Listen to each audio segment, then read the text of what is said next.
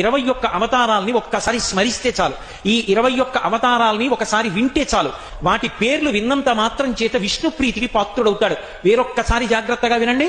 మొట్టమొదట ఆదినారాయణుడు సనకసనందనాదులు, దాని తర్వాత వచ్చినటువంటిది యజ్ఞవరాహావతారం, యజ్ఞవరాహావతారం తర్వాత నారదుడు, నారదుడి తర్వాత నరనారాయణుడు, నరనారాయణుల తర్వాత వచ్చినటువంటిది కపిలావతారం, కపిలావతారం తర్వాత దత్తాత్రేయావతారం, దత్తాత్రేయావతారం తర్వాత యజ్ఞావతారం, యజ్ఞుని యొక్క అవతారం తర్వాత వృషభావతారం, వృషభావతారం తర్వాత వచ్చింది పృథుమహారాజు గారి అవతారం, పృథుమహారాజు గారి అవతారం తర్వాత వచ్చినటువంటి అవతారం మత్స్యావతారం, తర్వాత కూర్మావతారం, తర్వాత ధన్వంతరి, తర్వాత మోహిని, తర్వాత నరసింహుడు, తర్వాత వామనమూర్తి, తర్వాత పరశురాముడు, తర్వాత రాముడు, తర్వాత రామచంద్రమూర్తి, తర్వాత బలరాముడు, బలరాముడి తర్వాత కృష్ణ భగవానుడు, కృష్ణ భగవానుడి తర్వాత ఏకకాలంలో 2 అవతారాలు ఉంటూ ఉండొచ్చు వీటిల్లో.